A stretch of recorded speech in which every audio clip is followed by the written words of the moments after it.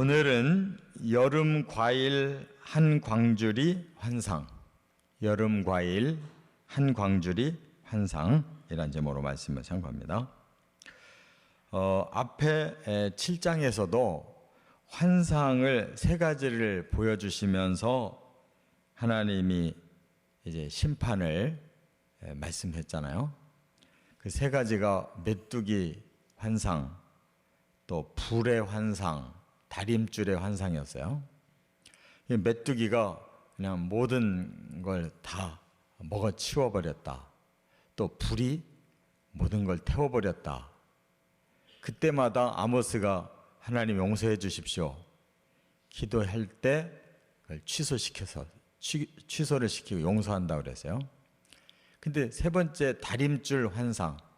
이거는 이제 성을 건축할 때 그 필요한 그런 다림줄인데, 이제는 성을 파괴하기 위한 다림줄로 이제 하나님이 이렇게 환상처럼 내가 멸하겠다. 거기에 이제 세 번까지 이렇게 같은 이러한 심판을 말씀하는 걸 듣고 아모스가 이제 더 이상은 기도를 못했다고 그랬어요. 이거는 하나님이 결단하신 거구나. 그런데 오늘 네 번째 환상이 이제 임한 거예요. 이 광주리에다가 여름 과일이 이렇게 담겨져 있었다는 거예요. 이 광주리의 여름 과일이 뭘 뜻하느냐? 이제 이것이 결국은 하나님이 재앙으로 이 땅을 멸망시킨다고 하는 아주 쐐기를 박는 그런 환상이었어요. 그래서 여기 지금 8장은 하나님이 아주 이스라엘을 그냥 무서운 재앙으로 이렇게 심판한다는 것을 결정적으로 보여주는 거예요. 그럼으로써 북이스라엘은 정말 그대로 이제 그 얼마 안 있어서 다 멸망한 겁니다. 그래서 세 가지를 여기서 하나님이 밝히시는 거예요. 첫째는 1절부터 3절에 보면 재앙이 임하는 시기. 재앙이 어떻게 임하느냐, 그 시기에 대한 그 촉박함을 밝히시는 거예요. 재앙이 임하는 시기. 그게 바로 여름 과일을 담은 광주리를 보여주시는 것이다. 그런 말이에요. 이게 무슨 뜻이냐? 여름에 나온 그 과일을 광주리에다가 이렇게 받쳐서 보여주신 것은 가을 과일이 아니고 여름 과일이라는 것은 이제 무더운 그 여름에 과일이 다 익었어요. 그럼 어떻게 되겠어요? 바로 이 과일이 이제 물러지고 썩잖아요. 시기가 지금 촉박하다, 그런 뜻이에요. 여름 과일을 보여주셨다는 뜻이. 그래서 너희들의 죄가 이렇게 꽉 찼다. 이 과일이 광주리에 꽉 찬 것처럼 너희들의 죄가 이렇게 꽉 찼는데 지금 썩을 대로 썩어서 이제는 심판해야 된다 하는 걸 보여주는 거예요. 그리고 또 한 가지는 이게 지식적인 비밀이 여기 들어있어요. 여름 과일이라고 하는 이 단어가 이 케이츠라고 그러는데, 여기 보니까 이스라엘의 끝이 왔다라는 이 끝이라는 단어가 바로 밑에 나오거든요. 그것도 케이츠예요. 그러니까 같은 단어를 하나님이 쓰셔서 여름 과일 끝, 이게 이퀄이라는 뜻이에요. 여름 과일과 같이 이스라엘이 끝났다. 이걸 하나님이 발음을 가지고 같은 발음을 이렇게 사용하심으로써 정말 하나님이 지금 끝장을 내시는구나 하는 것을 그냥 지식이 있는 사람이면 바로 알아들을 수 있도록, 영감이 있는 사람이면 바로 알아들을 수 있도록 이렇게 하신 거예요. 그러니까 이렇게든 저렇게든 너희들이 이제 끝장났다. 재앙의 시기가 지금 임박했다. 이거를 가르쳐 주시는 거예요. 그러면서 여기 하나님이 용서치 않으시리라 그러세요. 용서하지 않겠다. 지금까지 뭐예요? 용서하려고 하셨다는 거죠. 그래서 계속 경고하고 이렇게 재앙의 여러 가지 의미를 보여주실 때 용서를 구하면 하나님 용서하려고 한 거예요. 근데 이들이 계속 용서를 구하지 않아요. 회개하지 않아요. 그러니까 하나님 마음을 이제 딱 결정하신 거예요. 마음 문을 닫으셨어요. 이제는 반드시 용서하지 않겠다, 이렇게 말씀하고, 앞으로 궁전의 노래가 애곡으로 바뀌고 곳곳에 시체가 많이 쌓일 것이다, 이렇게 말씀한 거예요. 두 번째 중요한 건 뭐냐? 4절부터 6절까지 보면 재앙이 임하는 이유, 하나님이 아무 뜻도 없이 뭐 일방적으로 재앙을 일으키려고 하는 게 아니라 이렇게까지 된 데에는 바로 그 이유가 있다는 거죠. 그 이유를 오늘 본문에 표현한 단어들이 다 일치하고 있는데 뭘 강조하시는지를 보면 우리가 깨달을 수가 있어요. 가난한 자를 삼킨다, 힘없는 자를 망하게 한다, 그랬어요. 이 말은 뭐냐면 세상이 악해지면요, 약육강식이에요. 마치 우리가 이 자연계를 보면 힘 있는 것이 힘 없는 자를 그냥 무참히 죽이고 자기 것으로 취해버리잖아요. 우리가 동물의 세계가 막 아름답고 멋있다 하는 것 같은데 결정적인 걸 보면 그냥 노리고 있다가, 자기가 배고프면 노리고 있다가 상대방을 막 한순간에 덮치고 낚아채잖아요. 거기에는 강한 자가 약한 자를 삼키는 그 약육강식의 법칙밖에 없어요. 그러나 사람은 그래서는 안 된다는 거예요. 사람은 오히려 약한 자를 보호해주고 함께 살으려고 해야 되는데, 이게 사람다운 모습이고 이게 하나님의 원하시는 법이에요. 모두 함께 사랑하고 살으라고. 근데 이 선민의 백성들까지 이제는 약육강식밖에 없다는 거예요. 그래서 가난한 자를 여기 삼킨다고 그래. 힘없는 자를 망하게 한다. 전부 뺏어 먹는 거죠, 힘 있는 사람은. 이런 세상이 되면 이건 뭐 하나님 믿고 말고 할 필요도 없이 이 세상은 다 끝장난 거예요. 사람이 사람을 잡아먹고 지배하고 막 이렇게 무서운 세상이 되면 이건 스스로 망하는 거예요. 그리고 뭐라고 말씀했냐면 월삭이나 안식일이 빨리 지나갔으면 좋겠다, 이런 말을 한다는 거예요.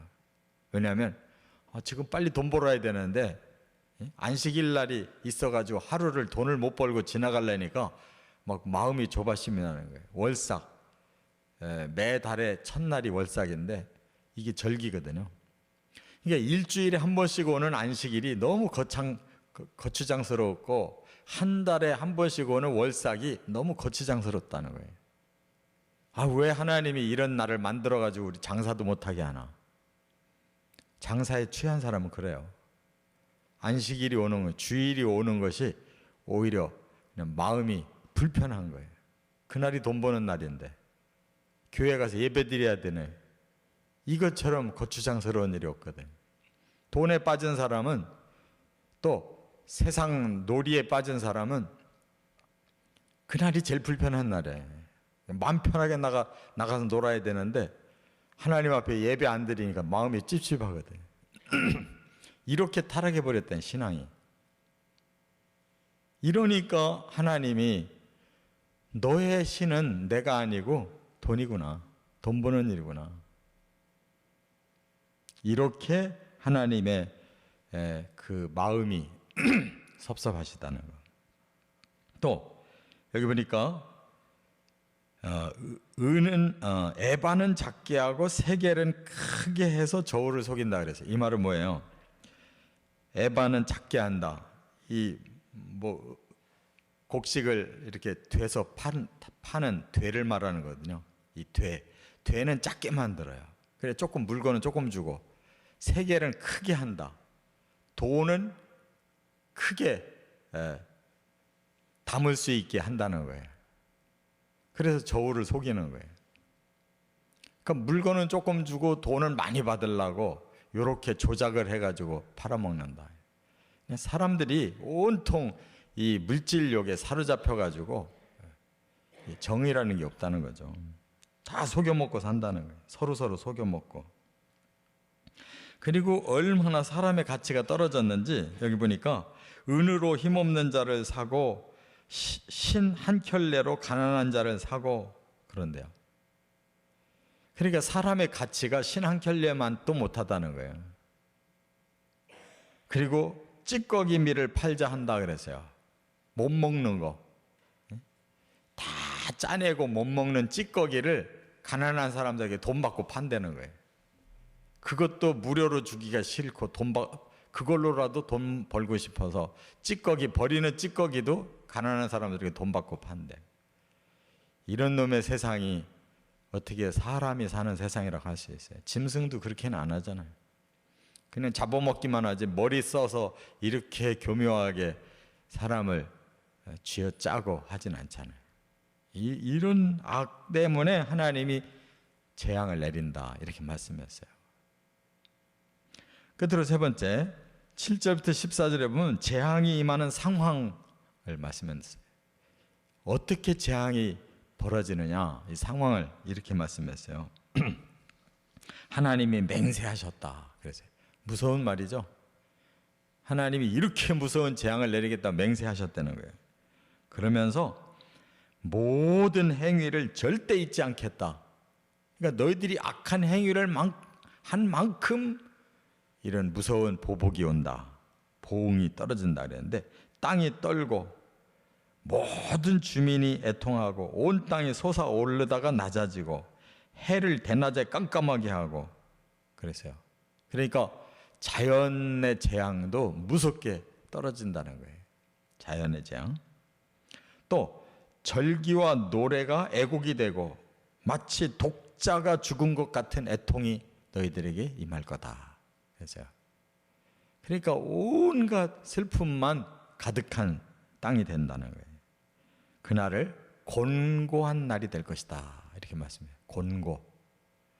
너무너무 영혼 몸이 그냥 너무너무 괴로운 거예요. 그러면서 가장 큰 고통을 이렇게 표현했어요. 말씀이 없는 기근이다. 그랬어요. 이 말은 완전히 하나님이 그냥 완전히 자취를 감추셨다는 거예요. 사람이 죽을 지경이 되면 어때요? 하나님이 찾잖아요. 자기 힘으로 뭐 도저히 불가능하다 싶으면 사람은 이제 그때서 제정신이 들고 하나님을 찾게 되는데 그 하나님이 그때 사라지시는 거예요. 하나님이 전혀 미동도 안 하시고 전혀 나타나지 않아요. 그래서 곡식이 없고 물이 없어서가 아니다. 이제는 말씀이 없는 기근으로 사람들이 고통한다.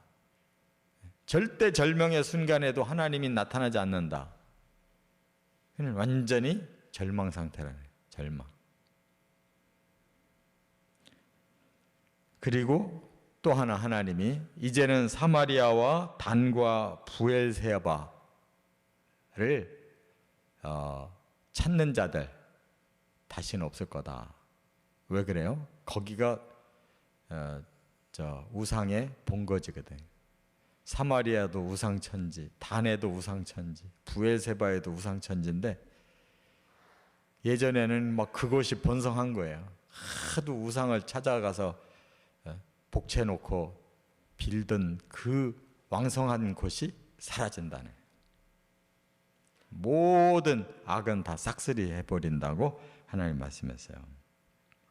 그래서 앞으로 이 세상이 왜 이렇게 멸망하는가 하면 사람들을 이 땅에 가득하게 주셔서 서로 사랑하고 그렇게 살면 하나님 복을 내리시는 낙원 같은 곳을 이 지상에다가 세우려고 하신 건데 사람들이 죄가 들어오고 사탄이 지배하니까 계속 시대가 갈수록 사람들이 악해져 가지고 이렇게 아구다툼을 하고 살고 그냥 사람이 사람을 괴롭히고 그냥 모든 것이 다 엉망이 돼버리니까 자기 스스로 이렇게 핵폭탄 만들어 가지고 이게 서로가 이해관계가 뒤틀어져서 한 번 쏘면 같이 쏘게 돼 있거든요. 그러면 이 지구가 그냥 완전히 폭삭 망해버리는 거예요. 그래서 마지막 재앙은 7년 대환란이라고 그러는데 3년 반 동안 거짓 그리스도가 나타나서 세상을 아주 낙원 만들 것처럼 정치, 종교, 경제, 사회를 다 통합시킬 것 같이 하다가 3년 반 후에 이것이 뒤틀어져 가지고 대전쟁, 아마겟돈 전쟁이 일어난다는 거예요. 그 모습을 계시록에 인해재앙, 나팔재앙, 대접재앙으로 말했잖아요. 3분의 1, 3분의 2 전체가 망하는 그 과정을 쭉 말씀했잖아요.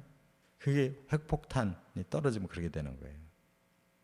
그렇기 때문에 이거는 뭐 피상적인 얘기, 먼 얘기가 아닙니다.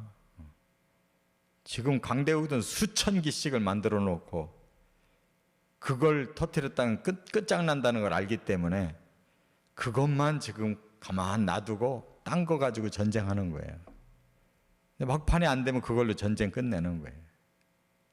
이런 세상이 오는 거예요. 이렇게 해가 캄캄해지고 땅이 하늘로 솟아 올라다가 땅바닥으로 떨어지는 그런 대재앙이 바로 그거 사람이 만든 거 가지고 얼마나 일어나는 거예요. 우리가 정말 기도해야 되는 것은 하나님께서 그 속에서 우리를 구원해내려고 하는 겁니다. 이 세상을 다시 너희들이 바로잡아라. 소용없어요. 사탄이 사로잡고 멸망시키려는 목적에 지금 여기에 사로잡혀 있는데 사람들이 스스로 정화 못 돼요. 그렇기 때문에 구원받으라는 거예요. 그 멸망 속에서 급하게 하나님이 사람을 지금 탈출시키고 구원시키려고 하는 거예요. 하나님의 말씀을 잘 깨닫고 영적으로 대비하시고 구원 꼭 받으시기를 주의 이름으로 축원합니다.